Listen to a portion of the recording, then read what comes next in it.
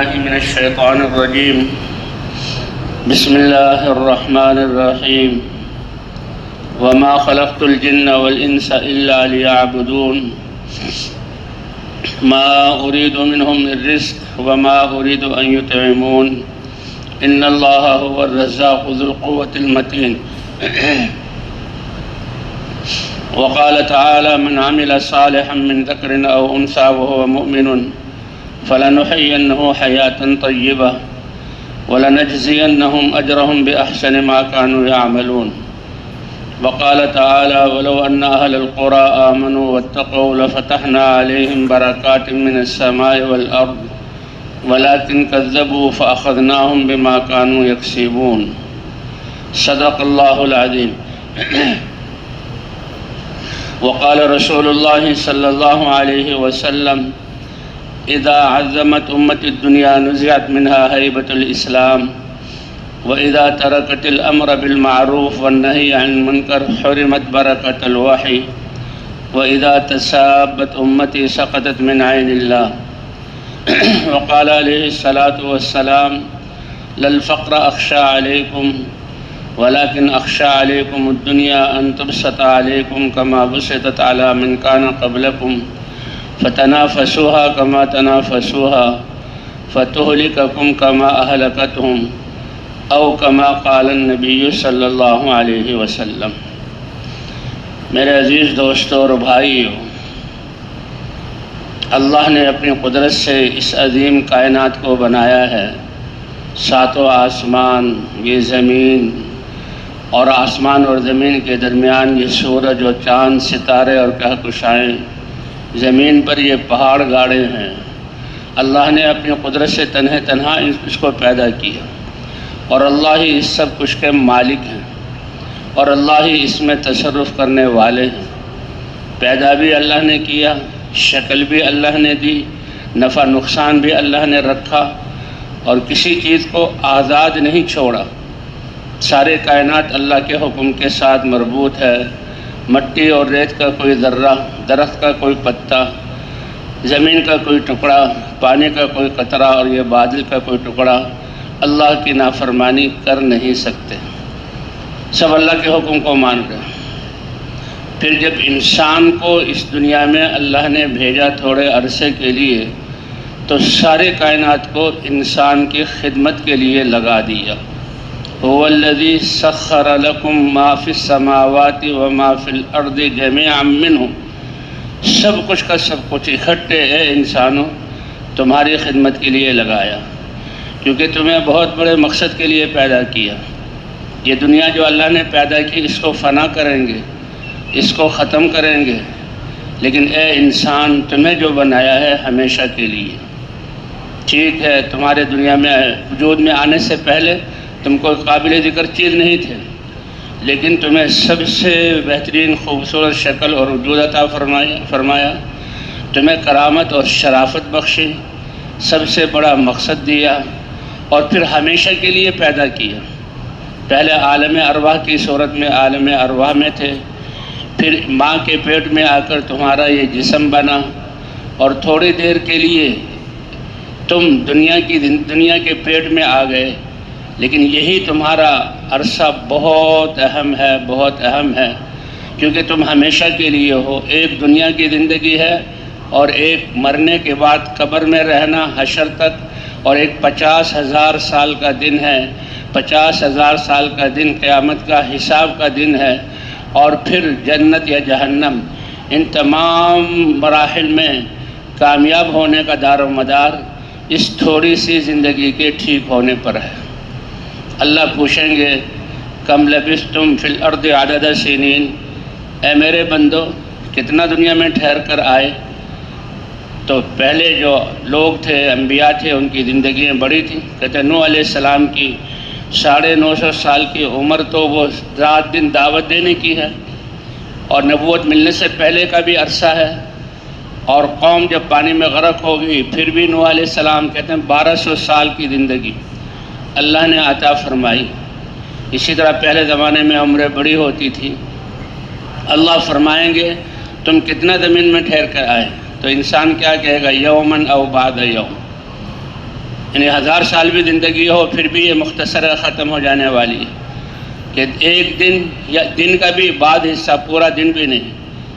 تو اللہ فرمائیں گے اس آخرت کے لیے کیا تیاری کر کے لے کر آئے۔ تو بھائی اللہ تعالیٰ نے جو زندگی دی ہے یہ اللہ کی امانت ہے، نہ ہم اپنی مرضی سے یہاں آئے ہیں اور نہ اپنی مرضی سے جائیں گے، اور یہ زندگی تو اللہ نے ایک محنت اور تیاری کے لیے دی ہے۔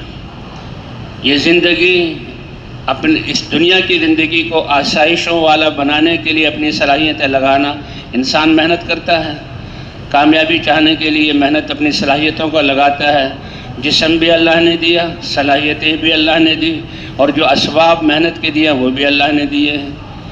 اب اگر اس کو دنیا ہی کو اپنے سامنے رکھ کر اسی دنیا کو ٹھیک کرنے کے لیے ساری صلاحیتیں لگانا، یہ ناکامی ہے، کیونکہ سارے انسان آخرت کے اعتبار سے نابینا ہے۔ موت کیا ہے، قبر میں کیا ہوگا، اور میدان محشر کا جو منظر ہے، اور جنت اور دوزخ، اللہ کی ذات اور فرشتے، یہ سب حق ہیں لیکن انسان کی نظر سے غائب ہے۔ اس لیے حقیقی علم اللہ کی ذات پر ایمان، فرشتوں پر ایمان، آخرت کے دن پر ایمان، جنت حق ہے دوزخ حق ہے، اس پر ایمان، یہ اصل علم ہے۔ یہی انبیاء کرام جہاں تشریف لاتے تھے علم کو لے کر، اور انسانوں کے دلوں پر محنت کر کے ان کو ان کا رخ آخرت کی طرف موڑتے تھے۔ تو بھائی زندگی تو بہت مختصر ہے لیکن بڑی اہم ہے۔ اس زندگی کا بننا بھی، عافیت والا ہونا، راحت اور آرام، بھائی چارے والی زندگی والا ہونا، دنیا کا امن کا گہوارہ بننا، اور اللہ کی طرف سے آسمان اور زمین کی برکتوں کے دروازے کھلنا، یہ موقوف ہے انسان کے دل کے یقین اور اعضاء سے صادر ہونے والے اعمال پر۔ اس تھوڑی سی زندگی کو بنا لو، اللہ اس کو بھی بنا دیں گے اور آخرت کو بھی۔ الا بذکر اللہ تطمئن القلوب، الا بذکر اللہ تطمئن القلوب۔ اللہ کو یاد رکھتے ہیں، اللہ ہمارے الہ ہیں، ہمارے خالق ہیں، ہمارے مالک ہیں، جو کچھ ہے اس کا ہے، ہم نے ان کی ماننی ہے۔ تو جو اس کو سامنے رکھ کر زندگی گزارتے ہیں تو اللہ فرماتے ہیں دنیا میں بھی ہم ان کو دل کا اطمینان عطا فرماتے ہیں، چاہے وہ جنگل میں جھونپڑوں میں رہ رہے ہوں، چاہے شہروں میں درمیانی گھروں میں رہ رہے ہوں، چاہے بڑے بڑے محلات میں بادشاہ بن کر رہ رہے ہوں، لیکن اللہ کو پہچانا اور اللہ کو اپنا الہ مانا اور اللہ کے احکام کو مانا تو اللہ بادشاہت میں بھی اطمینان عطا فرمائیں گے، درمیانے نقشوں میں اور محلات میں بھی اطمینان عطا فرمائیں گے، جنگل میں جھونپڑیوں میں بھی انعامت و جہاں اطمینان عطا فرمائیں گے، موت کے وقت بھی ان کی موت سعادت والی ہوگی، قبر بھی ان کے لیے راحت کی جگہ ہوگی، میدان محشر میں بھی اللہ عزت سے اٹھائیں گے۔ کہ انسان کے یہ اعمال ہیں، اس کا سرمایہ یہ ہر وقت اس کے ساتھ ہے۔ جب سے انسان بالغ ہوا، ایمان کی جو لہریں ہیں وہ اس کے ساتھ ہیں۔ جب جب زبان سے اللہ کو یاد کیا، اس عمل کا نور اس کے ساتھ ہے۔ جتنی نمازیں پڑھی ان نمازوں کا نور اس کے ساتھ ہے۔ اللہ کا امر سمجھ کر جتنے لوگوں سے اچھے اخلاق برتے وہ ساتھ ہے، اور اپنی تجارت میں، اپنی زراعت میں، اپنی بادشاہت میں، اپنی دنیا کے کاموں میں جتنا اللہ کے احکام کو مانا اس کا نور ساتھ ہے۔ اور یہ امت دعوت والی ہے، جتنی دعوت دی وہ دعوت کا نور ساتھ ہے۔ اور ساری کائنات کو اللہ نے یہ شعور دیا ہے کہ انسان کے اس نور کو پہچان کر یہ کائنات اس کے مطابق عمل کرتی ہے۔ جیسے ہماری یہ ظاہری آنکھیں ہم بیجوں کو دیکھتے ہیں، لباس کو دیکھتے ہیں اور دنیا کے اسباب کو دیکھتے ہیں، اس کے اعتبار سے یہ تو ایم این اے ہے، یہ ایم پی ہے، یہ آئی جی پولیس ہے، یہ انسپکٹر ہے، یہ فوج کا جو ہے جنرل ہے، یہ فوج کا کیپٹن ہے، یہ فوج کا بریگیڈیئر ہے، یہ کلارک ہے۔ ان ظاہری چیزوں کو دیکھ کر پہچانتے ہیں اور ایسا معاملات کرتے ہیں، تو ان ساری کائنات انسان کے ایمان اور اعمال کو دیکھ کر اس کے ساتھ معاملہ کرتی ہے۔ اسی لیے یہ دنیا یہاں ہوتا ہوا چیزوں سے نظر آ رہا ہے، لیکن کرنے والی ذات اس کے پیچھے اللہ کی ہے۔ اور یہی امتحان ہے، یہی امتحان ہے انسان کا۔ کہ انسان ساری کائنات سے ہوتا ہوا نظر آ رہا ہے، ان چیزوں سے یقین ہٹا کر اللہ کی ذات پر یقین لے آئے۔ ان سب چیزوں کو بنانے والے بھی اللہ، ان سب چیزوں کو باقی رکھنے والے بھی اللہ، ان کی حفاظت کرنے والے بھی اللہ، اور ان کی ضروریات کو پورا کرنے والے بھی اللہ، اور نفع نقصان کی صفت رکھنے والے بھی اللہ، اور ان چیزوں کا نفع اور نقصان پہنچانا کسی کو وہ بھی اللہ کے امر سے ہے۔ ساری چیزوں میں کس کا امر چل رہا ہے بھائی؟ اللہ کا امر چل رہا ہے، اور یہی اصل انسان کا سرمایہ ہے۔ اسی لیے حضرات انبیاء کرام جب نافرمان اور باغی، ایسے جو دین پر تھے لیکن باغی ہو گئے، ان کی طرف بھیجے جاتے تھے، یا کفر تک پہنچ گئے، اللہ کا انکار کیا یا اللہ کے ساتھ شریک کیا، کفر اور شرک دونوں یہ جو سب سے بڑے گناہ ہے، ان کی طرف اللہ تعالی حضرات انبیاء کرام کو جو بھیجتے تھے، یہ کلمہ لا الہ الا اللہ کی دعوت دے کر بھیجتے تھے۔ انبیاء کرام علم کے ساتھ آتے تھے، اور علم کیا؟ علم یہ نہیں کہ الف انار بے بکری تے تختی، جو چیزیں زبان سے کہتے ہیں ان کو کاغذ میں چھاپ دیا، اس کی تصویر بنا دی، اور یہاں سے دنیا کے علم کی ابتدا ہوئی، کہ جو چیز زبانوں پر ہیں، آنکھوں سے دیکھ رہے ہیں، اس کی کتابوں میں لکھ دیا۔ علم اللہ کی ذات کا یقین، ہمارے خالق اور مالک اور الہ کون ہے؟ اللہ ہے، اور ہماری زندگی کا مقصد اللہ کی چاہت کو اللہ کی چاہت کے مطابق پورا کرنا ہے۔ یہ چھوٹی چھوٹی بادشاہتیں، یہ چھوٹے چھوٹے صوبے اور ان کے وزراء اعلیٰ اور وزیر اعظم، یہ تو خود انسان ہیں، حالات کا شکار ہیں، معدوم تھے وجود ملا، اللہ نے پروان چڑھایا، بیمار ہوتے ہیں ہسپتالوں میں جاتے ہیں، اور جناب بغاوت ہوتی ہے جیلوں میں چلے جاتے ہیں، اور ایک دن موت آ جاتی ہے تو سارا ہی قصہ ختم۔ قد بنت الملوک لہا قصورا فلم تبق الملوک ولا القصور۔ کیسے سمجھا کہ شاید ہم ہزاروں سال باقی رہیں گے، اور بڑے بڑے قلعے بنائے، خود تو قلعوں کو خالی چھوڑ کر چلے گئے، اور قلعے بھی چند سالوں بعد کھنڈرات کا نشان اور عبرت کا نشان بن گئے، اور لوگوں کی سیرگاہیں بن گئے، کہ جہاں کوئی پرندہ بھی پر نہیں مار سکتا تھا، وہاں پر ایک عام سے عام آدمی ٹکٹ لے کر عبرت کی نگاہ سے دیکھ رہا ہے، اور یہ قلعوں کی دیواریں پکار رہی ہیں، اے انسان یہ تمہارا وطن نہیں ہے، دھوکے میں نہیں آنا۔ جب یہ قلعے بنے تھے، ان میں محلات بنے تھے، اس میں کنیزیں اور رانیاں آئی تھیں، اس میں حشم ختم آئے تھے، بادشاہ کتنے دھوکے میں پڑا ہوا تھا۔ ایک قصہ لکھا کتابوں میں، ایک بادشاہ کو ویسے ہی شوق پیدا ہوا، ذرا میں عوام کو بھی اپنا جاہ و جلال اور اپنی حیثیت بتلاؤں کہ میں کیا ہوں۔ تو اسٹیبل میں سے سب سے اچھا جو کیا کہتے ہیں گھوڑا منگوایا، اور خزانہ میں سے سب سے اچھا لباس منگوایا، جوڑا منگوایا، اور پھر توڑا منگوایا، زیورات پہنے، اور گھوڑے پر سوار ہوا، فوجوں کو اپنے دائیں بائیں کھڑا کیا اور چلا، اور اعلان ہوا کہ بادشاہ سلامت اپنا جلوہ دکھانا چاہتے ہیں۔ لوگ تو جب اللہ کو نہیں پہچانیں گے تو انسانوں کی عظمت ہوگی۔ قطار در قطار کھڑے ہوئے ہیں اور دیکھ رہے ہیں، اور اس کے آنے پر ہاتھ اٹھا کر جھک رہے ہیں اور سلام کر رہے ہیں۔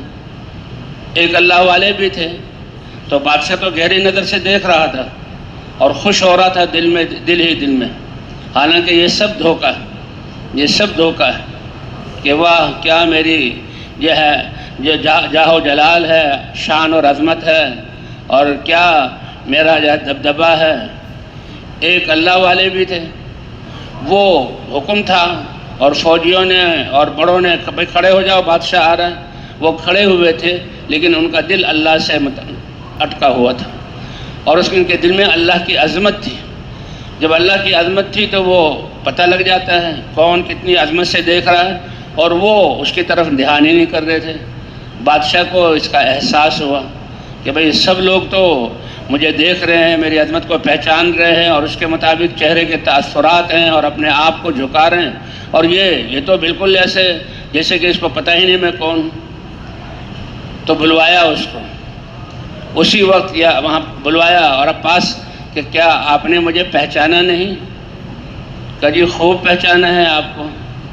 کیا پہچانا ہے آپ نے کہ آپ تو ایسے کھڑے ہیں جیسے جانتے نہیں کہ جی ہاں، تو کیا پہچانا کہ پانی کے گندے اور بدبودار قطرے سے بنے ہو اور گندگیوں کا مجموعہ ہو، اور ایک دن کیڑوں کی خوراک بن جاؤ گے، مٹی میں مل جاؤ گے۔ اللہ والے تھے اور ایسی دل سے بات کی، یقین سے، کہ بادشاہ زار و قطار رونے لگا کہ یہ سب دیکھنے والے دھوکے میں ہیں اور واقعی تم نے مجھے پہچانا ہے۔ یہ امتحان ہے تھوڑا سا۔ کہتے ہیں جب دین والا، اس کو تو اللہ کو راضی کرنے کی فکر ہوتی ہے، اللہ کی دی ہوئی صلاح۔ اللہ سب کو پالتے ہیں، دنیا والوں کو بھی اللہ پال رہے ہیں اور دین والوں کو بھی اللہ پال رہے ہیں، لیکن دنیا والے اپنی صلاحیتیں جسمانی اور ذہنی، عقلی اور جو اسباب دیے ہوئے ہیں دنیا کے بنانے میں، وہ اللہ کی نظروں سے گر گئے، وہ اللہ کی نظروں سے گر گئے۔ اور دین والوں کو بھی پالتے ہیں اللہ تعالیٰ، تو ان کو پالتے ہیں ناراض ہو کر۔ آخرت بھی ان کی گئی، دنیا بھی بگڑ گئی۔ اور جو اللہ کو مان کر اللہ کے احکام پر چلتے ہیں تو ان کو بھی اللہ پالتے ہیں اور راضی ہو کر پالتے ہیں، دنیا میں بھی اور آخرت میں بھی۔ اس لیے کہتے ہیں یہ دنیا کی تھوڑی سی زندگی مختصر ہے۔ اللہ پوچھیں گے کتنا ٹھہر کر آئے، ایک دن یا آدھا دن؟ حالانکہ پچھلے لوگوں کی زندگی سینکڑوں سال ہوتی تھی، 1000، 1200، 800، 900، گھٹتا گیا 200، پھر اس امت کی عمر 60 سال، 60 اور 70 کے درمیان۔ یہ خاص فضل ہے اللہ کا اس امت سے کہ عمل کرنے اور مشقت کا وقت تھوڑا سا دیا اور ذمہ داری نبیوں والی دی، اور اجر اس کا بہت بڑا اللہ نے رکھا ہے، یہ اس امت کے فضائل میں سے۔ تو یہ تھوڑی سی زندگی اس طرح گننے کے اعتبار سے بہت تھوڑی ہے، لیکن بڑی اہم ہے۔ اس زندگی کے صحیح گزرنے سے اللہ دنیا بھی جو ہے اس کو امن کا گہوارہ بنائیں گے، عافیت والی زندگی عطا فرمائیں گے، اور پھر اس دنیا سے جاتے ہوئے یہ موت کا آنا یہ کوئی معمولی بات نہیں۔ روحیں سے روح نکلے گی اور روح کا تعلق ختم ہوگا۔ کسی نے پوچھا کہ بھئی موت کا مثال کیسی ہے؟ کہ ایسے کہ کانٹے دار جھاڑی ہو، بڑے بڑے کانٹے ہوں، اور اس پر ایک باریک سا دوپٹہ چادر ڈال دی جائے اور وہ کانٹے اس کے اندر سارے گھس جائیں اور اس چادر کو کھینچا جائے، ایک ایک تار الگ ہو جائے، تو یہ نافرمان کی موت کی مثال ہے کہ ایک ایک روحیں سے یا روح جو نکلے گی اور الگ ہوگی، اس کی ایسی تکلیف۔ اللہ ہم سب کی حفاظت فرمائے۔ تو بھائی الحمدللہ رب العالمین، تمام تعریفیں اللہ کے لیے ہیں جو سارے عالموں کا رب ہے۔ آسمانوں کا عالم ہے، زمین کا عالم ہے، سورج ستارے اور سیاروں کا عالم ہے، بادل اور ہواؤں کا عالم ہے، یہ دریاؤں کا عالم ہے، سمندروں کا عالم ہے، نباتات اور جمادات کا عالم ہے، اور حیوانات کا عالم ہے۔ حیوانات میں اڑنے والے بھی ہیں، حیوانات میں زمین پر چلنے والے، جنگل میں رہنے والے بھی ہیں، اور حیوانات میں زمین کے اندھیروں میں رہنے والے بھی ہیں، رینگنے والے بھی ہیں۔ تو سب کو وجود دینے والے، پالنے والے کون ہیں؟ اللہ ہیں۔ وَمَا مِن دَابَّةٍ فِي الْأَرْضِ إِلَّا عَلَى اللَّهِ رِزْقُهَا، کہ کوئی بھی زمین پر چلنے والا، چاہے انسان 2 پاؤں پر چل رہا ہو، گھوڑے اور اونٹ یہ 4 پاؤں پر چل رہے ہوں، بکریاں، چاہے کوئی فضاؤں میں اڑ رہا ہو، کوئی بھی ہے، اس کو پیدا بھی اللہ نے کیا، اس کے سارے اعضاء بھی اللہ نے بنائے، اس کے جسم کا نظام بھی اللہ چلا رہے ہیں، اور رزق کا انتظام بھی کون کر رہا ہے؟ اللہ کر رہے ہیں۔ وَمَا مِن دَابَّةٍ فِي الْأَرْضِ إِلَّا عَلَى اللَّهِ رِزْقُهَا۔ کہتے ہیں حضرت موسیٰ علیہ السلام جب کوہ طور پر آئے اور اللہ نے اپنی ہم کلامی کا شرف بخشا اور نبوت جیسا اعزاز عطا کیا، پیغام دیا کہ جاؤ یہ پیغام اپنی قوم کی طرف بھی لے کر جاؤ جو نبیوں کی اولاد ہے۔ کہ حضرت یوسف علیہ السلام کی قولی، عملی دعوت سے، بدنی دعوت سے اللہ نے ان کو، حالانکہ کنعان اور شام سے آئے تھے، مصر جیسا لہلہاتا سرسبز اور شاداب باغات والا دریائے نیل کے ذریعے سے زمینیں آباد ہوں، یہ یوسف علیہ السلام کو اللہ نے ملک دیا۔ یہ انسانی تاریخ کا ایک عجیب واقعہ ہے جو اللہ نے قرآن میں ذکر کیا۔ جی ہاں، کہ کہاں غلام بن کر آئے اور جو ہے بازار میں بیچا گیا، حالانکہ بہت حسین تھے اور بڑے عظیم تھے۔ اللہ نے ان کو بادشاہت دی، اور پھر انہوں نے اپنے بھائیوں کو بلوایا۔ بنی اسرائیل کو اللہ نے مصر کے سارے محلات، سارے باغات، سارے کھیت دے دیے۔ نبی کی محنت ہوئی تھی، یہ سارے معجزات دیکھے تھے تو ماننے والے تھے، لیکن انسان کی فطرت اور طبیعت ہے کہ جب اللہ اس کو نعمتیں دیتے ہیں تو چاہیے یہ، جیسے کہ اللہ فرماتے ہیں وَإِذْ تَأَذَّنَ رَبُّكُمْ لَئِن شَكَرْتُمْ لَأَزِيدَنَّكُمْ، کہ تمہارے رب کا اعلان ہے کہ نعمتوں کے ملنے پر شکر ادا کرو گے میں نعمت بڑھاؤں گا، اور اگر تم شکر کرو تو کیا ہے اللہ تمہیں جو ہے پریشان کر دے۔ لیکن انسان کی فطرت ہے کہ جب اللہ نعمتوں کی بارش کرتے ہیں تو وہ نعمتوں میں ایسا لگنا شروع ہو جاتا ہے کہ اللہ کی یاد سے غفلت آتی چلی جاتی ہے۔ وہ دھیان، وہ وقت اور وہ محنت جو اللہ کو راضی کرنے کے لیے، اللہ کی احکام ماننے کے لیے، اس کی توجہ دنیا کی طرف ہو جاتی ہے، اس میں گھاٹا آنا کمی آنا شروع ہو جاتی ہے، اور یہی انسان کی ناکامی کی ابتدا۔ پھر وہ دنیا پہ محنت کرتا ہے اور سمجھتا ہے کہ دنیا کو بنانے سے میرا کام بنے گا، حالانکہ یہ ناکامی کی طرف جا رہا ہے۔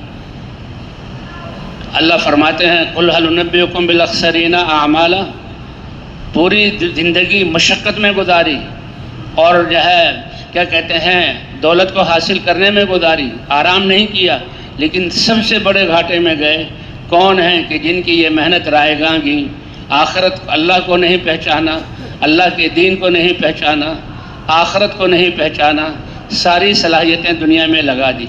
یہ ہیں سب سے زیادہ گھاٹے میں عمل، یعنی زندگی دی تھی، صلاحیتیں دی تھی، اور اس زندگی سے اس لیے کہتے ہیں دنیا میں ہمارا آنا یہ دنیا کو آسائشوں والا بنانے کے لیے نہیں، اور اپنی صلاحیتیں دنیا کو آرام والا بنانے کے لیے نہیں، یہ تو اللہ کی چاہت کو پورا کرنے کے لیے ہے۔ اے معاذ، حضور صلی اللہ علیہ وسلم اپنے پیارے صحابی سے، کہ جس کو حضور قسم کھا کر بتلا رہے ہیں، اے معاذ میں اللہ کا رسول اللہ کی قسم کھا کر تمہیں کہتا ہوں میں تم سے محبت کرتا ہوں، لیکن اس محبت کا تقاضا کیا ہے کہ دنیا میں دین کے لیے تمہیں جدا کروں گا۔ واللہ یا معاذ انی لاحبک، میں تم سے محبت کرتا ہوں۔ صحابہ کرام حضور صلی اللہ علیہ وسلم پر جان نثار کرتے تھے، جان چھڑکتے تھے، اور حضور کو بھی کتنی محبت تھی، لیکن ان کو بھی جدا کیا۔ کس لیے؟ انسانیت اور امت کی ہدایت کے لیے۔ حضور صلی اللہ علیہ وسلم مدینہ منورہ میں موجود ہیں، آپ کی مسجد نبوی بن چکی ہے، 5 نمازیں آپ پڑھا رہے ہیں، اور فجر 3 نمازوں میں قرآن کی قرات آپ کرتے ہیں زور سے، صحابہ سنتے ہیں، جمعے کا خطبہ صحابہ سنتے ہیں، اور جو وحی اترتی ہے صحابہ اس کو حاصل کرتے ہیں۔ اور کتنا بڑا شرف ہے کہ اللہ نے ان کو حضور کی صحبت کے لیے چنا اور حضور سے دین لے کر ساری امت تک پہنچانے کے لیے چنا۔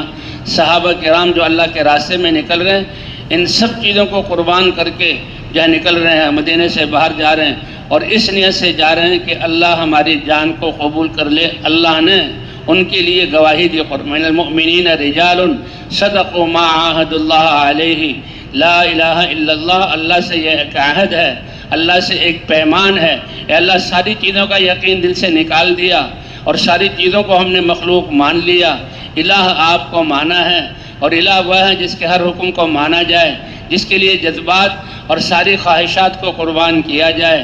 اے اللہ، تو یہ اللہ سے عہد کیا۔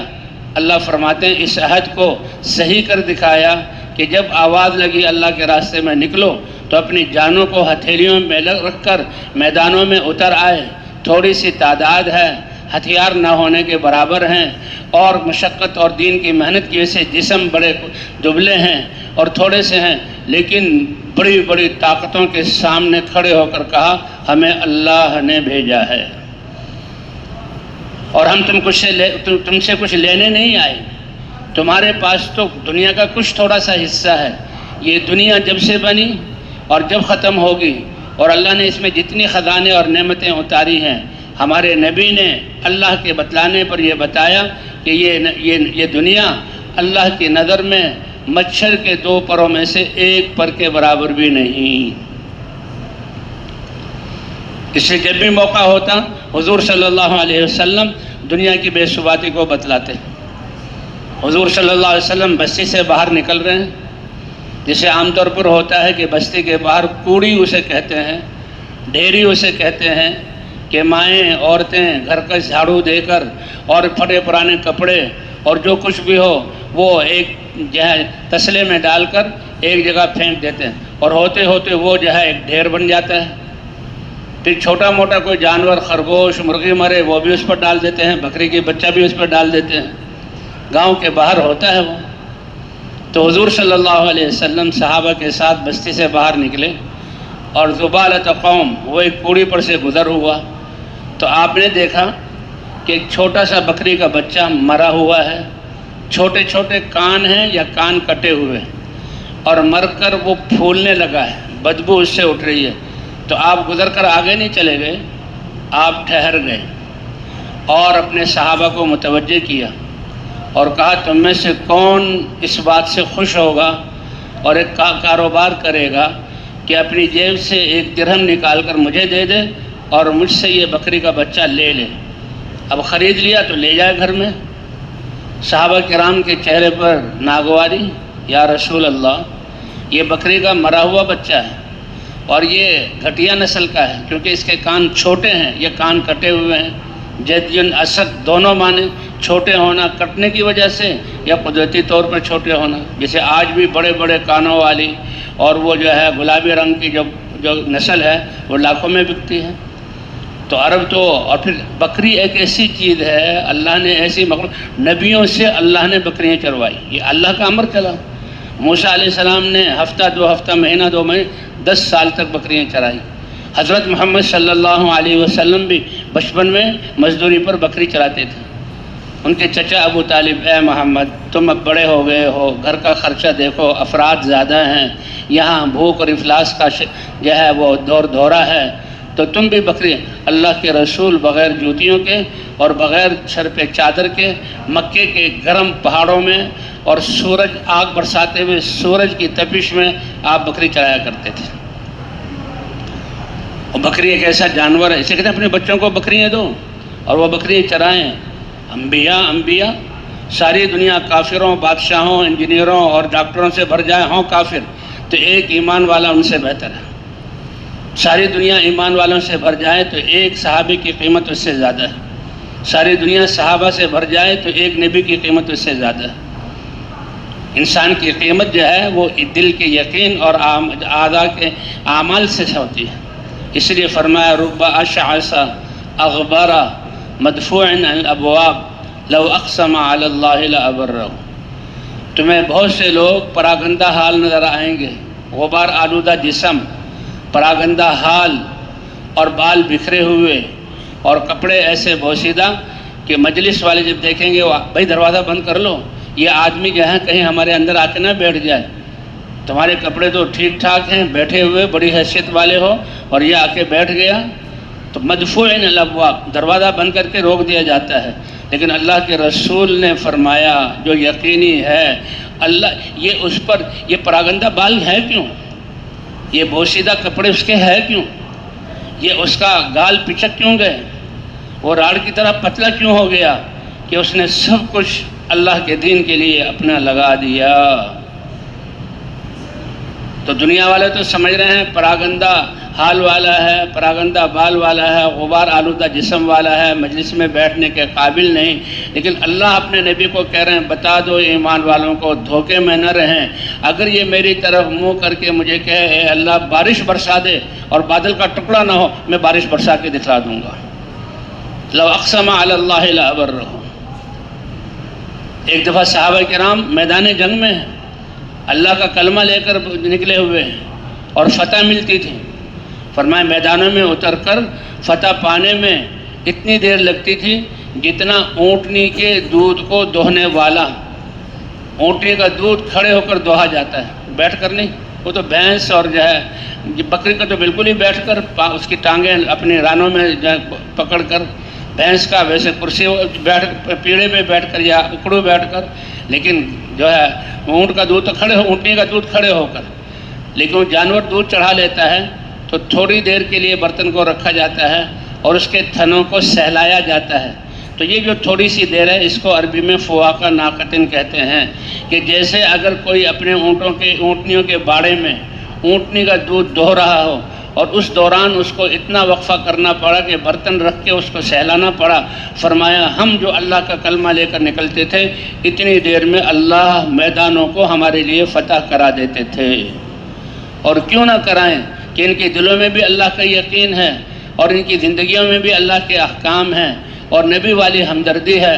وہ ان دنیا والوں کی طرف ان کی دنیا کی لالچ میں نہیں آئے، ان کی دنیا سے نفع اٹھانے نہیں آئے اور ان سے لینے نہیں آئے اور خود نہیں آئے۔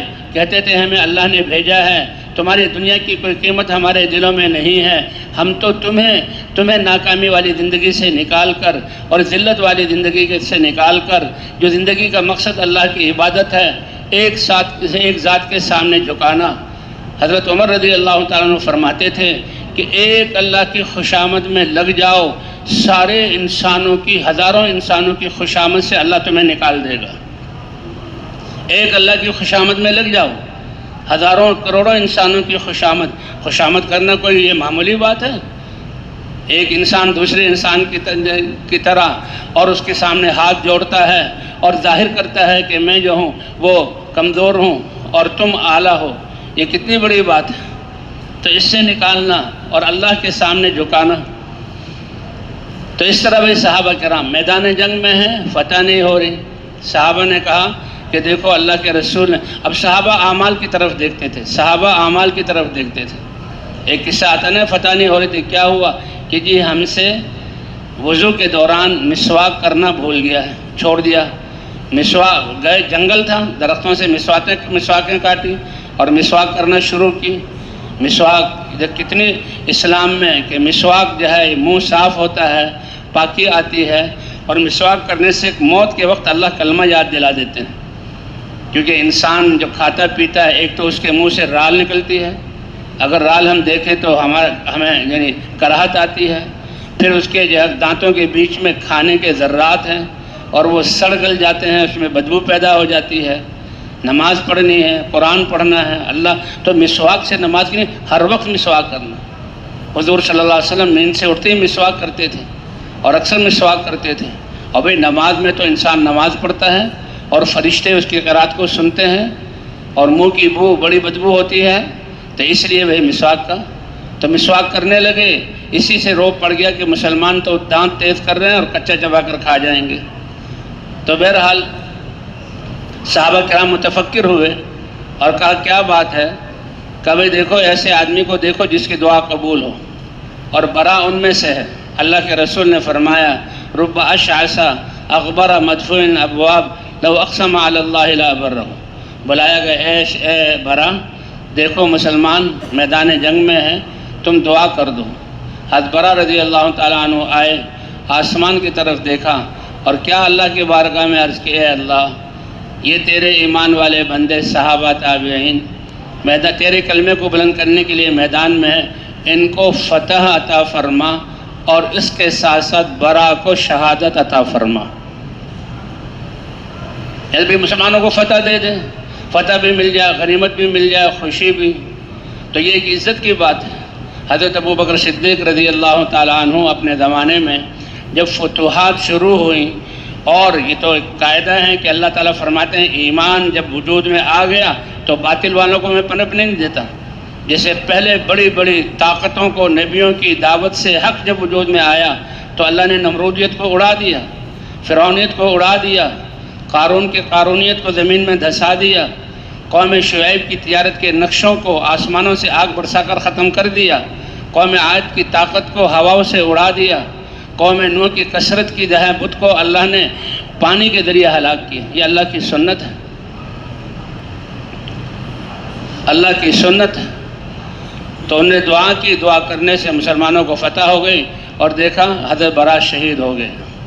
حضرت ابوبکر صدیق جب ان کے زمانے میں جو ہے اللہ کا پیغام لے کر جانا شروع ہوئے، حضور نے اپنی زندگی میں تبوک کا سفر کروایا، اور خالد ابن ولید وہ جو ہے زید ابن حارثہ، جعفر ابن ابی طالب، عبداللہ بن رواحہ کو سب سے پہلے روم کے مقابلے میں بھیجا، اور پھر اس کے بعد فتوحات شروع ہوئی، تو حضرت ابوبکر صدیق رضی اللہ تعالیٰ عنہ رویا کرتے تھے اور فرماتے تھے کہ اللہ نے اپنے نبی کو ان دنیا کی آلائشوں کے ان کے پاس آنے سے پہلے ہی اللہ نے اپنے نبی کو پاک صاف اٹھا لیا، اور یہ آلائشیں اب ہمارے زمانے میں آئی ہیں، لیکن اس کی وجہ سے ان کی زندگی بدلی نہیں کہ مال آنا شروع ہو گیا، اب کپڑوں کی کیفیت، کھانے کی کیفیت۔ قربان جائیں حضرت عمر رضی اللہ تعالیٰ عنہ پر کہ ان کے زمانے میں اتنی فتوحات ہوئی کہ سونے اور چاندی کی اشرفییں اور اشرفی سونے کی اور دراہم چاندی کے اور ہیرے جواہرات ان کے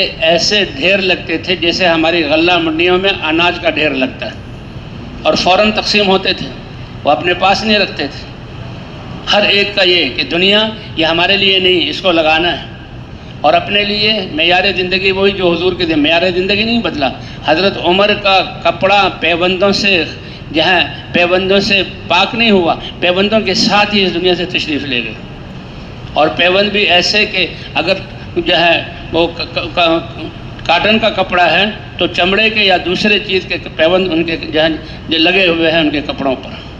صحابہ کے حضرت عائشہ رضی اللہ تعالی عنہ ان کا واقعہ لکھا ہے کہ ان کے پاس 2 گونیے کہتے ہیں بوریوں کو، دراہم یا اشرفیوں سے بھری ہوئی آئیں۔ ایک اشرفی آج کل کتنے 10-20 ہزار روپے کی بنتی ہے، 80,000 اشرفی، اور خود روزے سے تھی۔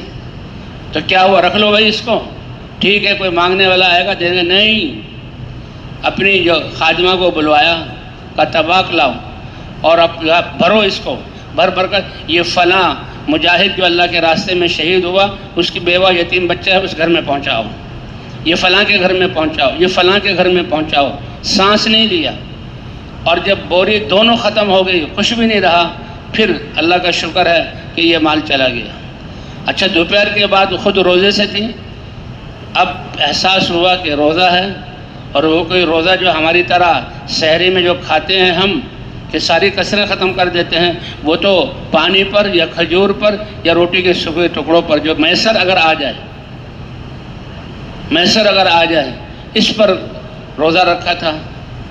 تو کہنے لگے، اپنی خادمہ سے کہا، ارے کچھ ہے کوئی کھجور یا کوئی کھانے پینے کی چیز؟ کا کچھ بھی نہیں۔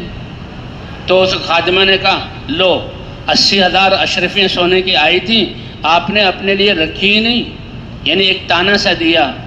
کہنے لگی، کیوں تانا دیتی ہو، مجھے اپنی ذات یاد ہی نہیں تھی، میرے سامنے تو وہ مجاہدین اور ان کے یتیم بچے اور ان کی بیوہ عورتیں تھیں جنہوں نے اللہ کے راستے میں جان دی ہے، اس لیے سارا مال میں نے تقسیم کر دیا۔ تو بھئی یہ ہے یقین اور یہ ہے محنت۔ صحابہ کرام رضوان اللہ علیہ مجمعین جب اللہ کے راستے میں نکلتے تھے تو یہ تو حضرات انبیاء کرام کی یہ محنت ہے۔ انبیاء کرام علم لے کر آتے تھے اور انسانوں کے لیے دستور زندگی لے کر آتے تھے، جو کہ اللہ رب ہیں، ہوا کو چلاتے ہیں، آکسیجن ہر ایک کو پہنچاتے ہیں، اور آکسیجن جن کا نظام ہر انسان کے جسم میں، اس کو بھی اللہ چلا رہے ہیں۔ ہمارے ذمہ نہیں ہے کہ ہر سانس کو اس زور سے لو کہ آکسیجن بالوں سر کے دماغوں کی رگوں میں بھی پہنچ جائے، ہمارے ذمہ نہیں ہے، اور ہمیں پتہ بھی نہیں لگتا۔ کہتے ہیں ایک آدمی 1 منٹ میں 5 دفعہ سانس لیتا ہے اور آکسیجن کو لیتا ہے اور کاربن ڈائی آکسائڈ کو باہر پھینکتا ہے، اور اتنے بڑا مجمع ان کا کاربن ڈائی آکسائڈ زہر ہے، اللہ فوراً اس کو اوپر لے آتے ہیں اور ان کی ناکوں میں پھر آکسیجن پہنچاتے ہیں۔ تو پالنے والی ذات کس کی ہے؟ الحمدللہ رب العالمین۔ حضرت موسیٰ علیہ السلام کو ذمہ داری ملی، خیال آیا بیوی بچہ کا، اے موسیٰ تمہارے سامنے کیا ہے؟ کہ ایک چٹان ہے، کہ اس پر اپنا عصا مارو۔ عصا مارا، ٹوٹا پتھر، پتھر کے اندر ایک اور پتھر، کہ کیا ہوا؟ کہ ایک اور پتھر، اللہ آپ کی قدرت ہے، کہ اس کو بھی عصا مارو۔ اس کو عصا مارا اتنی زور سے کہ وہ بھی ٹوٹا۔ کیا ہوا؟ کہ اس کے اندر سے ایک اور پتھر نکلا، کہ اس کو بھی عصا مارو۔ اس کو عصا مارا تو پھر وہ ٹوٹا، اندر ایک خول تھا، اندھیرا تھا، اور اس میں ایک جاندار کیڑا تھا، اور کیڑے کے سامنے گھاس تھا۔ اے اللہ اس کو بنایا اس اندھیری میں کس نے؟ اور اے اللہ اس کو سانس کون پہنچا رہا ہے؟ اور یہ سبز گھاس کس نے پہنچایا؟ سبح للہ ما فی السماوات و ما فی الارض جميعا ساری کائنات اللہ کی تسبیح میں لگی ہوئی ہے، ساری کائنات نماز پڑھ رہی ہے، یعنی اللہ کی دی ہوئی عبادت اور حکم کو پورا کر رہی ہے، تمہیں سمجھ میں آنے والی بات نہیں ہے، تم نہیں سمجھتے ان کی تسبیح کو، ساری چیز اللہ کی تسبیح میں لگی ہوئی ہے۔ تو یہ کیڑا، اے موسیٰ اس کی تسبیح کو سنو، اللہ نے اس کی بولی سنوائی کیا کہ سبحان من یرانی، کیا ہر وقت اس کی زبان پر یہ کیا پاک ہے وہ ذات میرا کریم رب، رب عرش عظیم، عرش پر ہوتے ہوئے مجھے اس اندھیرے میں دیکھ رہا ہے۔ سبحان من یرانی، پاک ہے وہ ذات جو مجھے دیکھ رہی ہے، ولا یخفی علیہ مکانی، میرا گھر اس سے مخفی نہیں ہے۔ کتنے پتھروں میں کتنی مخلوقات ہیں، زمین کے اندر کتنی مخلوقات ہیں۔ کہتے ہیں یہ چیونٹی چھوٹی سی مخلوق ہے، اللہ نے قرآن پاک میں مچھر کا ذکر کیا، اس میں بھی بہت حکمتیں ہیں، جی ہاں، اور اللہ نے قرآن پاک میں چیونٹی کا ذکر، ایک صورت وہ چیونٹی کی صورت کہ یہ اپنے گھروں میں بل بناتی ہے اور اپنی بستیاں آباد کرتی ہے۔ اور یہ اللہ نے ایک شہد کی مکھی کو کیا اللہ نے تربیت کی ہے کہ شہد کی مکھی اپنا چھتا کہاں اوپر بناتی ہے تاکہ اڑنے والی گرد و غبار اور جو ہے میل و کچیل اس میں نہ آئے، کیوں کہ اس کے ذریعے سے اللہ تعالیٰ انسان کے لیے شہد کا وہ خزانہ تیار کروائیں گے کہ دنیا والے جو ہے مصنوعی طور پر ویسا شہد بنا ہی نہیں سکتے۔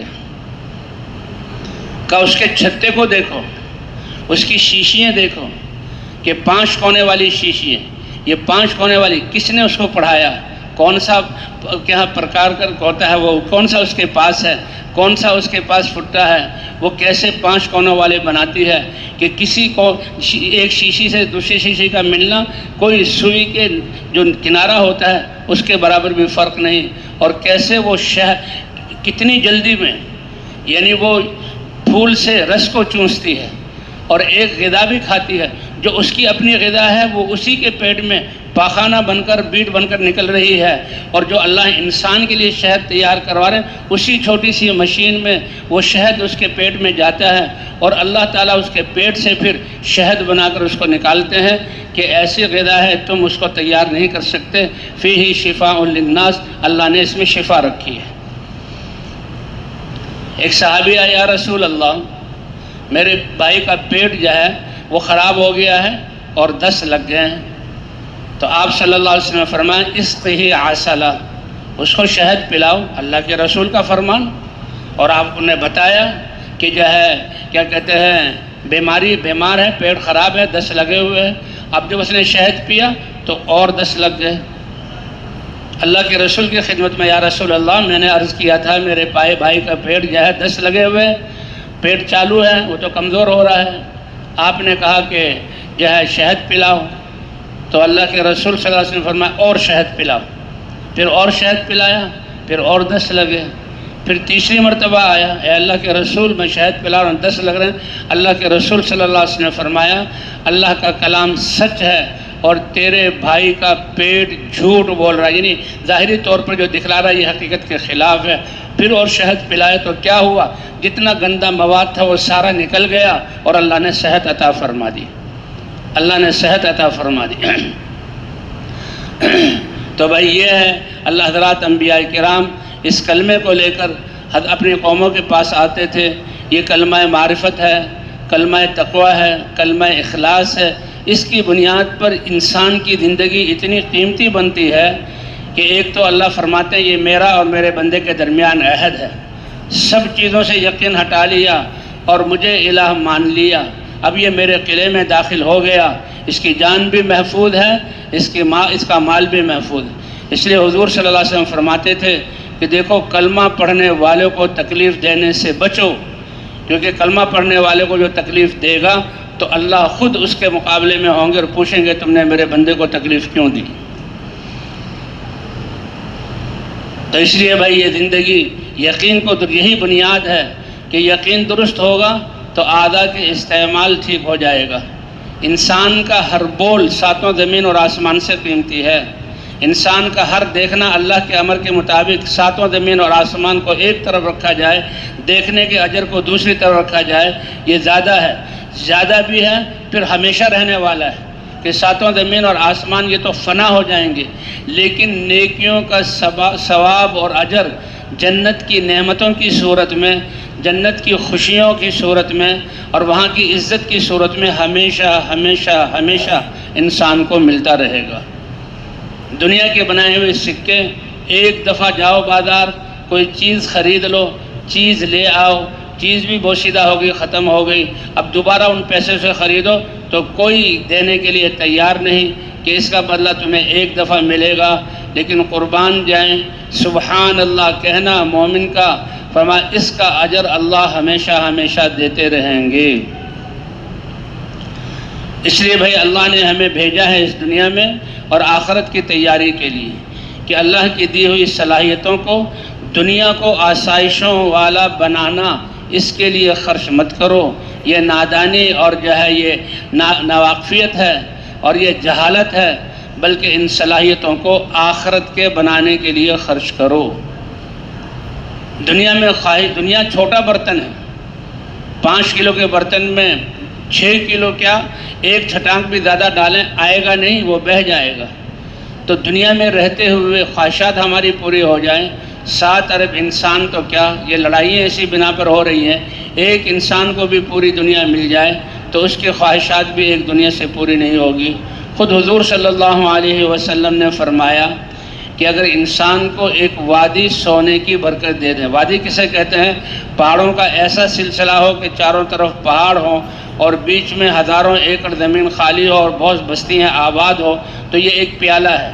زمین سے لے کر سونا بھرنا شروع کریں اور پہاڑوں کی جو چوٹی ہیں وہاں تک یہ سونا بھر جائے اور ایک انسان کو دے دیا جائے تو بھی اس کا پیٹ نہیں بھرے گا، وہ کہے گا یہ تو تھوڑا ہے، ایک سونے کی وادی اور مل جائے۔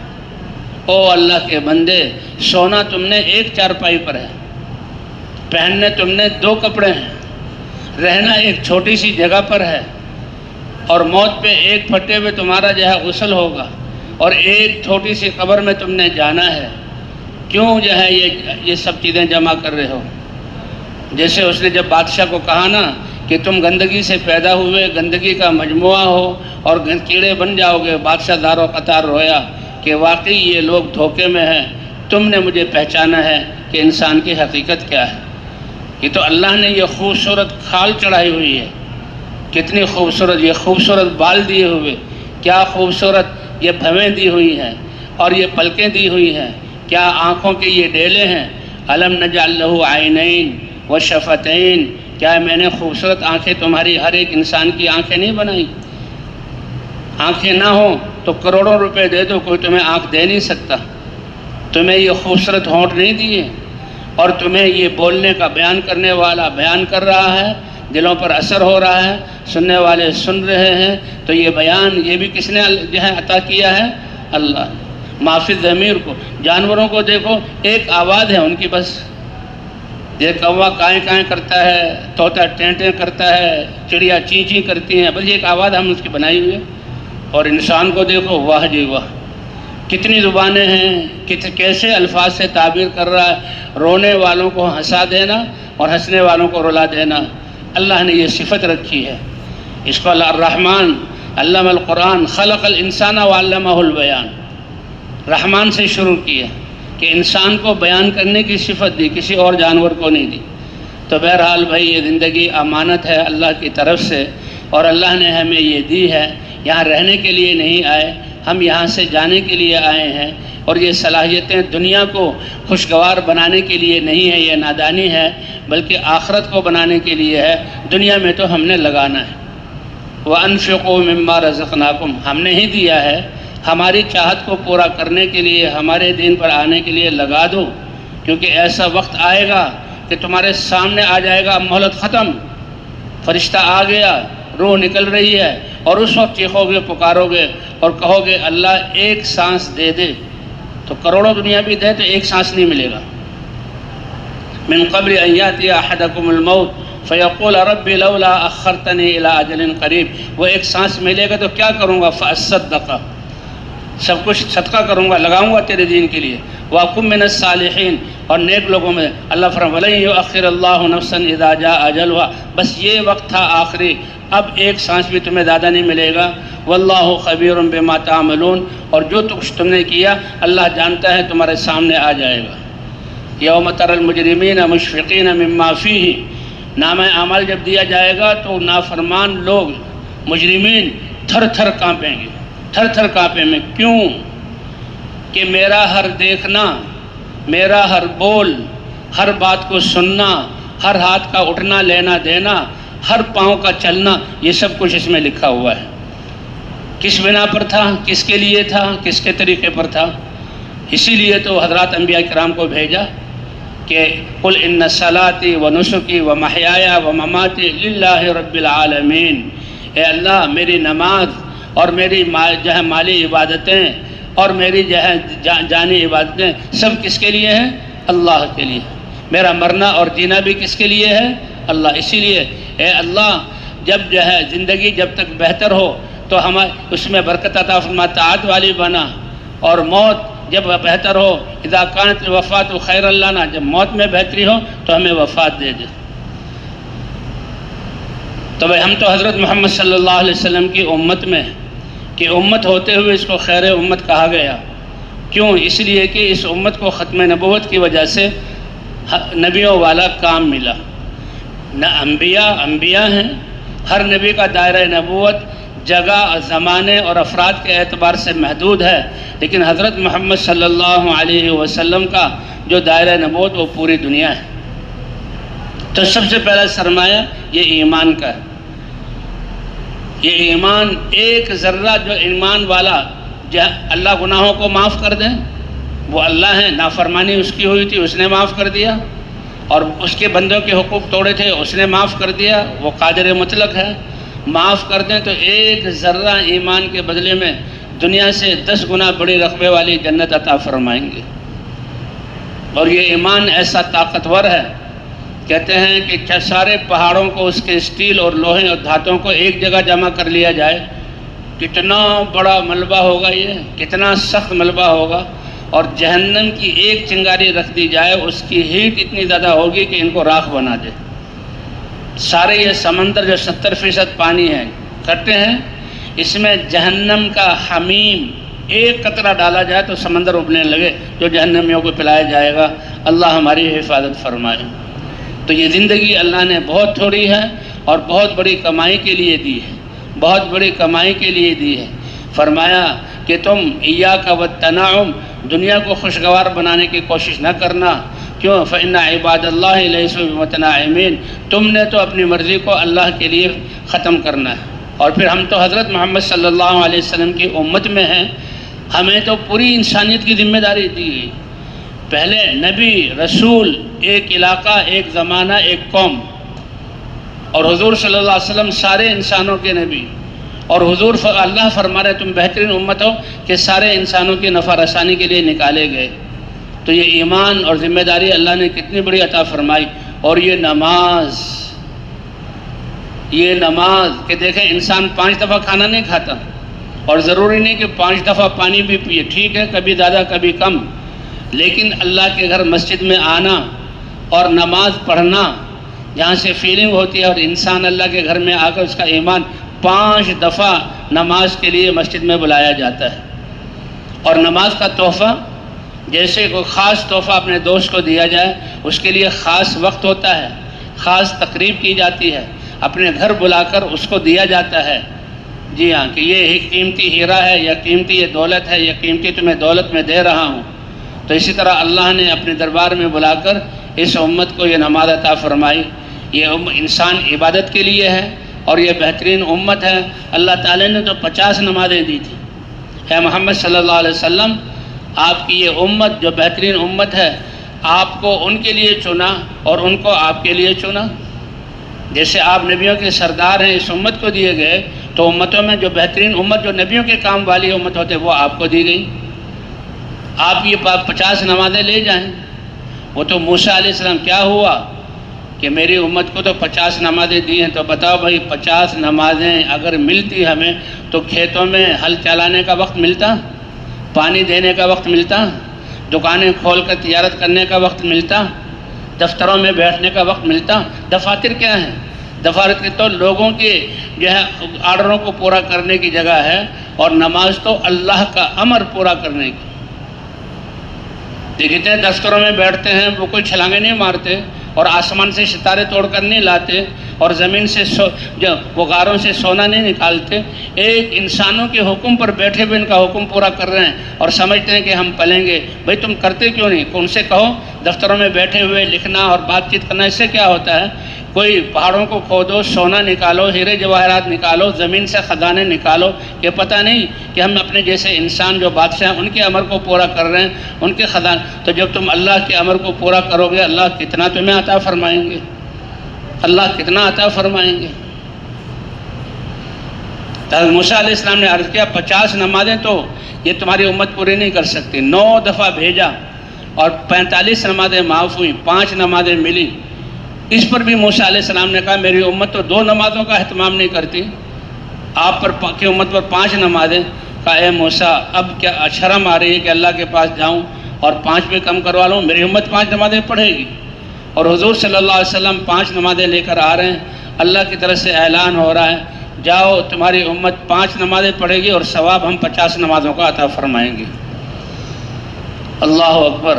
تو دعوت کے ذریعے ایمان بھی بنانا ہے۔ ایمان وہ طاقت ہے جس سے اللہ کے دین پر چلنا آسان ہو جاتا ہے، اور بھائی نمازوں کے ذریعے بھی اپنی زندگی کو جو ہے زندگی کو پاکیزہ بناتا ہے۔ ان الصلاۃ تنہی عن الفحشاء والمنکر، یہ نماز ایک ایسا عمل ہے، 5 فرض نمازیں ہیں، اور نماز ایسا عمل ہے کہ سر کے بالوں سے لے کر پاؤں کے ناخن تک اور دل اور دماغ کو انسان اللہ کے حکم کا پابند کر دیتا ہے۔ بہت بڑا عمل ہے، اس لیے فرمایا ان الصلاۃ تنہی عن الفحشاء والمنکر، جس کی نماز بن گئی اس کی زندگی پاکیزہ۔ جیسے ایمان کو مضبوط کرنے کے لیے مسلسل ہم نے دعوت دینی ہے، اللہ کی طرف بلانا ہے، آخرت کی طرف بلانا ہے، اعمال میں کامیابی بتلانی ہے، اسی طرح اپنی تربیت کے لیے نمازوں کو اچھے سے اچھا بنانے کی کوشش کرنی ہے۔ ورنہ نماز نہیں بنائی تو فویل للمصلین الذین هم عن صلاتهم، یہ غفلت کے ساتھ اور بددلی کے ساتھ جو نماز پڑھتے ہیں، اللہ فرماتے ہیں ویل، جہنم کا کنواں جس سے جہنم بھی پناہ مانگتی ہے، وہ ان کا ٹھکانہ ہے۔ نماز پڑھ رہے ہیں، نماز سے غافل ہیں۔ ان تعبد اللہ کأنک تراہ فإن لم تکن تراہ فإنہ یراک، ایسا یقین بناؤ ذکر کے ذریعے اللہ کی عظمت ایسی دل میں ہو کہ تم خود اللہ کو دیکھتے ہوئے نماز پڑھو۔ ایک وجدان ہے یہ، اور اگر یہ کیفیت حاصل نہیں ہو سکتی تو کم از کم اللہ مجھے دیکھ رہے ہیں۔ حضرات علماء کرام فرماتے ہیں کہ ہر رکن میں، قیام میں، رکوع میں، سجدے میں ہم قرآن پڑھ رہے ہیں، تسبیح کر رہے ہیں، اس دھیان کے ساتھ کہ میں اللہ کے سامنے نماز پڑھ رہا ہوں اور اللہ مجھے دیکھ رہے ہیں۔ اللہ ہماری نمازوں کو ایسا بنا دے۔ کلمے کے ذریعے یقینوں میں تبدیلی آئے گی، جذبات میں تبدیلی آئے گی، طریقوں میں تبدیلی آئے گی، اسی طرح نماز بھی ہماری زندگی کو بنائے گی۔ اس لیے سب سے پہلا حساب جو ہوگا نماز کا ہوگا۔ کیا حضور صلی اللہ علیہ وسلم کی نمازیں تھیں، کیا صحابہ کرام کی نمازیں تھیں، اور کسی حال میں بھی نماز معاف نہیں، حتیٰ کہ کھڑے ہو کر نہیں پڑھ سکتے تو بیٹھ کر پڑھو، بیٹھ کر نہیں پڑھ سکتے تو لیٹ کر اشارے سے پڑھو، حالت جنگ میں بھی نماز پڑھو۔ حضرت خالد بن ولید رضی اللہ تعالی عنہ ابھی اس مسلمان نہیں ہوئے تھے، عسفان جگہ میں مسلمانوں کا لشکر اور کافروں کا لشکر آمنے سامنے تھا، ترتیب دیتے تھے اپنے لشکر کو۔ تو ظہر کی نماز کا وقت ہوا، حضور صلی اللہ علیہ وسلم نے سارے صحابہ کو ظہر کی نماز پڑھائی۔ نماز میں حضور امام ہیں، باقی صحابہ مقتدی ہیں، اور نماز میں ہاتھ بندھے ہوئے ہیں، اور پھر حضور کی خشوع و خضوع والی نماز، سلام پھیرا تو کافر کہنے لگے او ہو ہم سے چوک ہو گئی۔ کہ کیا چوک ہو گئی؟ دیکھا نہیں مسلمانوں کو ہاتھ باندھ کے اللہ کے سامنے کھڑے ہو جاتے ہیں، اس حال میں اگر ہم مسلمانوں کو نقصان پہنچاتے تو کافی نقصان پہنچا سکتے تھے۔ ایک تو ان کی یہ سوچ اور تدبیر ہے، وہ آپس میں بات کر رہے ہیں، آسمانوں پر اپنے نبی اور مسلمانوں کے لیے اللہ کی تدبیر ہے۔ وَيَكِيدُونَ كَيْدًا وَأَكِيدُ كَيْدًا فَمَهِّلِ الْكَافِرِينَ أَمْهِلْهُمْ رُوَيْدًا، اللہ کی تدبیر سب تدبیروں پر غالب آئے گی۔ وہ کہنے لگے کوئی فکر کی بات نہیں ہے، یہ مسلمان ایک ہی دفعہ نماز تھوڑی پڑھتا ہے، اور پھر حالت جنگ میں یہ تو 5 دفعہ نماز پڑھتا ہے، اور عصر کی نماز تو یہ ان کو اپنی اولادوں سے بھی زیادہ محبوب ہے۔ کیا مطلب کہ عصر کی نماز میں یہ کھڑے ہوں گے تو ہم نقصان پہنچا سکتے ہیں، یہ ان کی تدبیر تھی۔ اللہ نے اس سے پہلے ہی حالت جنگ میں اے نبی اپنے صحابہ کو سب کو اکٹھے کر کے ایک دفعہ نماز نہ پڑھاؤ، 2 حصوں میں کر دو۔ ایک حصہ دشمن کے سامنے ہو کہ وہ نقصان نہ پہنچا سکے، ایک حصہ تمہارے پیچھے ہو پھر بدل جائے۔ تو خالد بن ولید مسلمان نہیں ہوئے تھے، اور وہ انتظار میں تھے اور خوش تھے کہ اب عصر کی نماز میں ہم مسلمانوں کو نقصان پہنچائیں گے، لیکن دیکھا وہاں تو نقشہ ہی بدل گیا۔ سارے حضور کے پیچھے نہیں کھڑے ہوئے، آدھے ان کے سامنے ہیں اور آدھے حضور کے پیچھے۔ خالد بن ولید کہنے لگے واقعی محمد صلی اللہ علیہ وسلم جو امر لے کر آئے ہیں یہ صحیح ہے، اور ان کی آسمانوں سے مدد ہو رہی ہے۔ تو یہ حالت جنگ میں بھی نماز، یہ نماز ایک ایسی اللہ نے، جس طرح ہم نے یہ دعوت کے ذریعے ایمان کو یقین کو بنانا ہے، اور نمازوں کے ذریعے بھی اپنی زندگی کو سنوارنا ہے۔ 5 نمازیں تو کم سے کم ہیں۔ کہتے ہیں الصلاۃ معراج المومن، مومن حضور صلی اللہ علیہ وسلم کو معراج ہوا، عرش معلیٰ پر بلایا اور اللہ سے بات چیت ہوئی، فکان قاب قوسین او ادنیٰ، بہت قریب فاصلہ۔ اور مسلمان جب اللہ سے مناجات کرنا چاہے، اس کا معراج کیا ہے؟ نماز شروع کر دے، کہ جب مسلمان اللہ اکبر کہہ کر ہاتھ باندھتا ہے، نمازی اور اللہ کے درمیان پردے ہٹ جاتے ہیں، اور مسلمان نمازی کہتا ہے الحمدللہ رب العالمین، اللہ کی طرف اس کا جواب حمدنی عبدی، میرے رب نے حمد بیان کی۔ یہ الرحمن الرحیم، اثنا علیہ عبدی، میرے بندے نے میری ثنا بیان کی۔ مالک یوم الدین، اللہ وہ جزا کے دن کے مالک ہیں، اللہ فرماتے ہیں میرے بندے نے میری بزرگی بیان کی۔ اور یہ سب الفاظ اللہ کے بتلائے ہوئے، کوئی انسان عربی فصیح شاعر ایسے الفاظ انسانوں کے لیے اللہ کے سامنے کھڑے ہو کر اتنے مختصر اور اتنے معنی والے کوئی انسان ان الفاظ کہہ نہیں سکتا تھا۔ یہ کتنی بڑی مہربانی ہے کہ نماز کا وقت جو اہم وقت ہوتا ہے، اب اللہ سے کیا کہیں؟ ہم تو دنیا کی باتیں کرتے ہیں، دنیا کی چیزیں سناتے ہیں، لیکن نہیں، اللہ نے الحمدللہ رب العالمین الرحمن الرحیم مالک یوم الدین، اور آگے ایاک نعبد و ایاک نستعین، یہ سب کس نے تعلیم دی ہے؟ اللہ نے۔ اور یہ سورہ فاتحہ دعا ہے، کیونکہ پہلے زمانے میں لوگ شعراء بادشاہ کے پاس آتے تھے اور بادشاہ کی تعریف کرتے تھے، اور آسمان اور زمین کے قلابے ملاتے تھے، اور جھوٹ، میرا بادشاہ وہ تو چاند سے بھی زیادہ خوبصورت ہے، کہاں خوبصورت ہے اس کا؟ جی ہاں، سورج سے بھی زیادہ روشنی والا ہے، ہواؤں سے بھی زیادہ سخی ہے، جھوٹی تعریفیں کر کے بادشاہوں سے وہ انعامات لیا کرتے تھے۔ اور یہ اللہ کی سچی تعریف ہے۔ جب بندہ کہتا ہے ایاک نعبد و ایاک نستعین، اللہ فرماتے ہیں میرے بندے نے میرے ساتھ یہ معاملہ کیا ہے کہ وہ کہتے ہیں آپ ہی کی عبادت کریں گے، ہر مشکل اور پریشانی میں آپ ہی سے مدد چاہیں گے، کہ یہ میرے اور میرے بندے کے درمیان ایک معاملہ طے ہو گیا۔ نماز 17 رکعتیں ہوتی ہیں نمازوں کی، ہر رکعت میں انسان سورہ فاتحہ پڑھتا ہے، تو اللہ فرماتے ہیں وَلِعَبْدِ مَا سَأَلَ، میرا بندہ جو چیز مانگے گا میں وہ اس کو عطا کروں گا۔ تو اب کیا مانگنا ہے اللہ تعالیٰ سے؟ تو اللہ ہی نے بتا دیا کہ سب سے اہم، سب سے بڑی اور سب سے فوری اور پہلی ضرورت تمہاری ہدایت ہے۔ جو ہدایت والا ہو گیا وہ کامیاب، جو ہدایت والا نہ ہوا ساری دنیا کا بادشاہ بنا اور بہت عرصے تک بادشاہ رہا اور دنیا کی ہر چیز نعمت سے اس نے فائدہ اور خوشی اٹھائی، لیکن وہ ناکام ہے۔ اس لیے آتا ہے کہ جس کے پاس ہدایت نہیں، ایسا آدمی جو انسانی تاریخ میں دنیا کی نعمتوں سے سب سے زیادہ فائدہ اٹھانے والا، بِأَنْعَمِ أَهْلِ الْأَرْضِ، دنیا کی نعمتوں تو ملی لیکن آخرت کا سرمایہ، کیونکہ اس کا یقینی دنیا پر تھا، اللہ کو نہیں مانتا، موت اور آخرت کا قبر اور آخرت میں کیا ہوگا، موت کو تو مانتا ہے، کوئی اس کا انکار نہیں کر سکتا، لیکن آخرت کو نہیں مانتا، تو پھر آخرت میں اس کے لیے کیا ہے؟ اس لیے فرما رہا ہے ہر انسان تجارت کرتا ہے، لیکن کچھ لوگ تجارت کا معنی کہ اپنی صلاحیتیں لگانا اور کچھ نفع لینا، لیکن جو لوگ یہ تجارت کرتے ہیں دنیا کو سامنے رکھ کر اللہ کی دی ہوئی صلاحیتوں کو اس کے لیے فما ربحت تجارتہم وما کانوا مہتدین، نہ یہ ہدایت یافتہ ہیں، نہ ان کی تجارت نے ان کو نفع دیا۔ کیوں؟ اولئک الذین اشتروا الحیات الدنیا بالآخرہ، آخرت ان کو مل رہی تھی ایمان اور اعمال کی صورت میں، آخرت کو گویا انہوں نے بیچ دیا اور دنیا گھٹیا چیز انہوں نے لے لی۔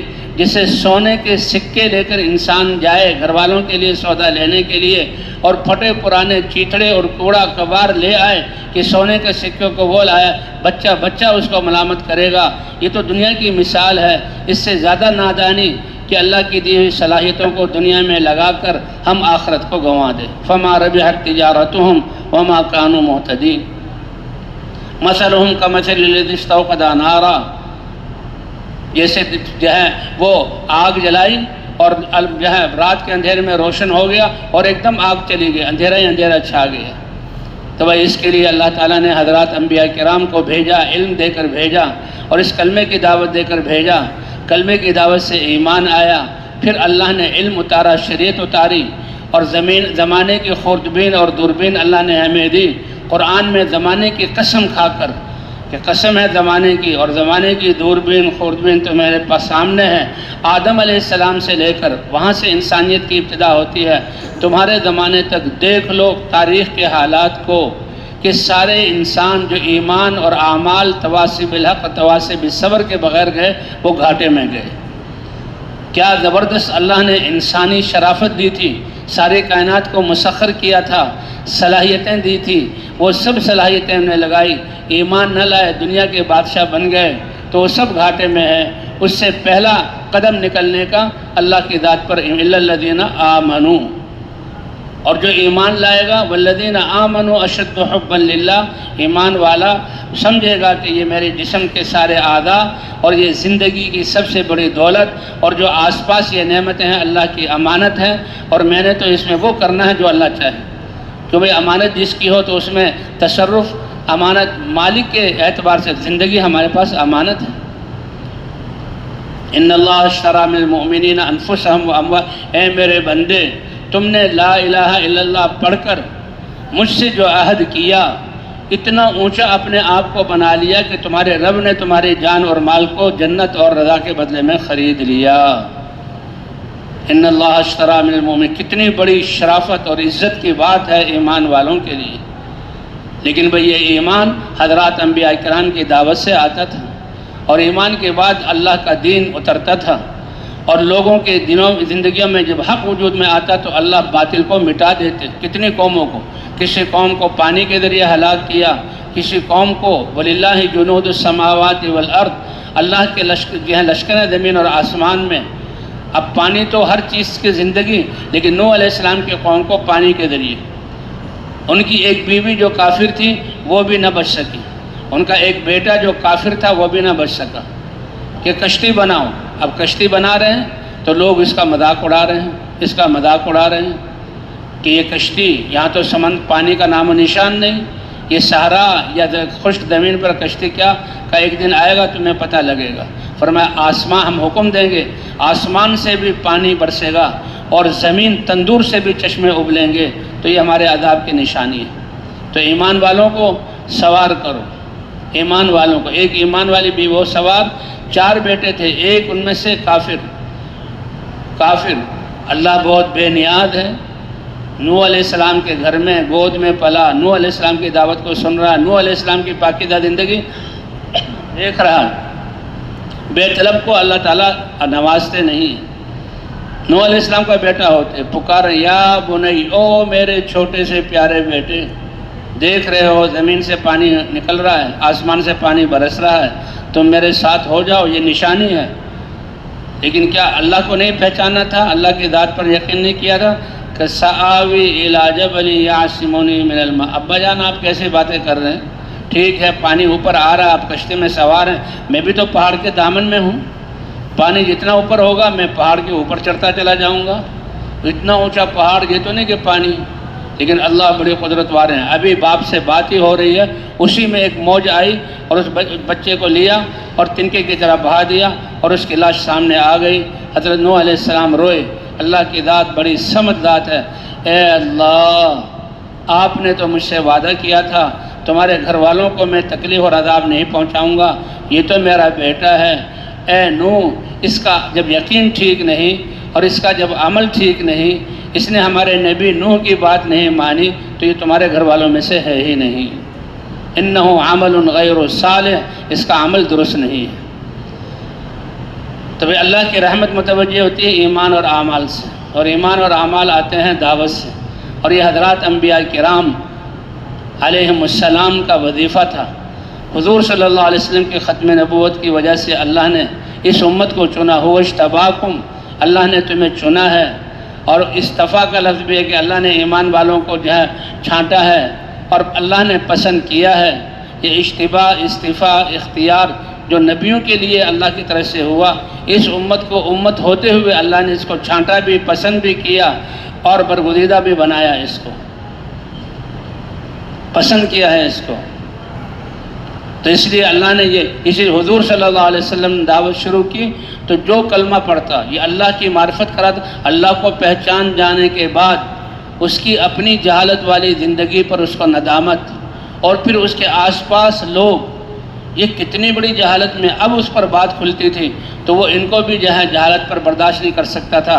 اب چاہے وہ ڈنڈوں سے پٹائی کریں اور چاہے کوڑے برسائیں، چاہے آگ کے انگارے پر ڈالیں، مردوں کو تکلیف دیں، عورتوں کو تکلیف دیں، ان کی تکلیف دینا تھوڑی دیر کے لیے ہے، لیکن ان کا جہنم سے بچنا، جنت میں جانا، یہ اس سے اہم ہے۔ اس لیے صحابہ کی سیرت دیکھو، اللہ کے رسول تو اللہ کے رسول ہیں، فرمایا مجھے جتنی تکلیف دی گئی کسی کو تکلیف نہیں دی گئی، اور مجھے جتنا ڈرایا دھمکایا گیا کسی کو نہیں کیا گیا۔ صحابہ بھی ان تکلیفوں کو برداشت کر رہے ہیں، اس لیے اللہ نے اپنی رضا کا پروانہ ان کے لیے اتارا۔ مرد بھی دعوت دے رہے ہیں، عورتیں بھی دعوت دے رہی ہیں۔ آپ صلی اللہ علیہ وسلم کائنات کے سب سے حسین ہیں۔ کہتے ہیں حضرت یوسف علیہ السلام کا حسن بدیہی تھا، دیکھتے ہی آنکھیں پھٹی کی پھٹی رہ جائیں، سارا حسن سامنے آ جائے، لیکن حضور صلی اللہ علیہ وسلم کا حسن ملیح تھا۔ آپ یوسف علیہ السلام سے زیادہ حسین تھے، جتنا آپ کے نقش و نگار اور آپ کے رنگ کو دیکھا جائے اتنا ہی حسن آپ کا کھلتا تھا۔